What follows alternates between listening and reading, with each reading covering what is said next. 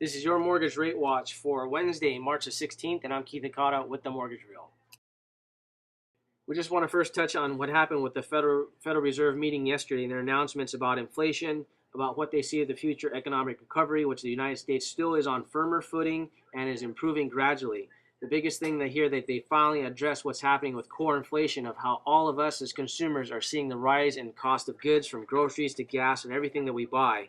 They finally did address that. They talked about it, and then all of a sudden it spooked the market. Yesterday we had dramatic price changes that swept the market and unfortunately did create a negative price environment for mortgage rates. However, coming into today, the biggest news coming is from Japan. Coming out of Europe right now off the Associated Press lines, they're showing that the review of the nuclear power plant is going to basically have catastrophic events in the hours to come. And this is no longer days, they're now talking hours. They're also saying it could pose a threat to the lives of the people on the island. So now this has become something that's no longer just within that certain portion of Japan, now endangering the entire country.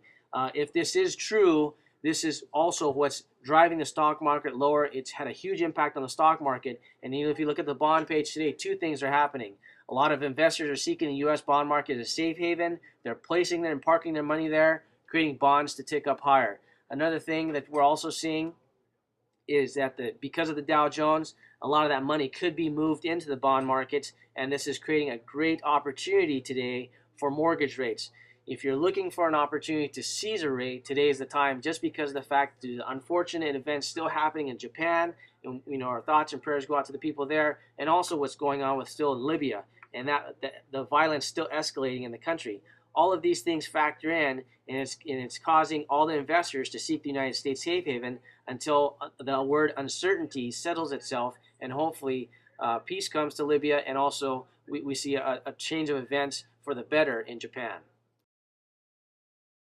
These today we mark as great rates as far as what we've been able to capture since January of 2011. On the flip side of that, we do want to put out the forewarning. There's been a lot of talk of what's going on with quantitative easing too, the Federal Reserve coming out and talking about core inflation. All of a sudden that had a dramatic change in interest rates.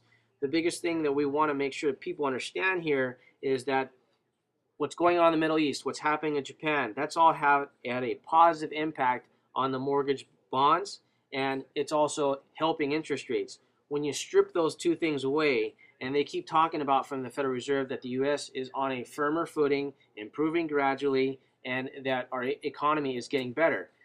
When you take away Japan and Middle East, that puts a lot of pressure right now onto inflation. And the word inflation does not sit well with bonds. And that will cause everything to go and shift to the other side, meaning pressuring interest rates higher. This is something that's not going to happen overnight, but you still have to make sure that timing is everything. If there's an opportunity to secure an interest rate, it very well could be right now, because there is no other pressures to drive the markets lower and create interest rates to go lower from these levels unless we have another event happen globally. Check the homepage as we covered the special report brought to you by Diana Olick and the CNBC special. What it really came out to say is that Seattle was not in the top 100 for foreclosures or bank-owned properties, which is a good sign for us. However, we did have a certain surge year over year in last year, showing in this year as more foreclosures do come on the marketplace, but still not ranked in the top 100. It also does say that we've always lagged in the West Coast.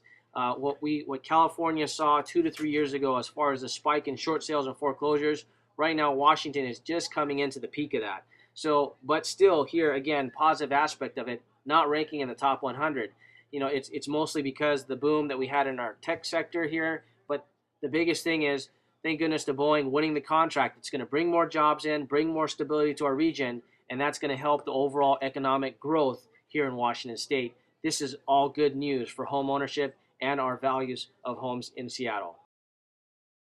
Make sure to check out the breaking news on the homepage, as we have just posted what's going on with FHA and the recent increases that they've announced and how that's impacting future home ownership on April the 18th. The biggest news coming here is how that's going to impact the overall cost on a monthly basis for a new homeowner that's going to be using an FHA loan to purchase their either first-time home or just regards to home purchases in general.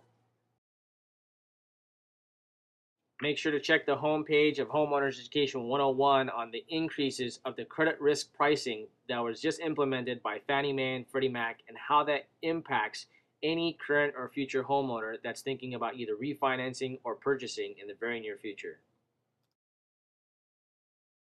Leave any comments or feedback below, as it's not only appreciated by Team Mortgage Real, but also by current and future viewers. Join the conversation on Facebook at How to Beat the Banks and like us when you're there. Otherwise, we'll be back tomorrow with more updates on your mortgage rate watch.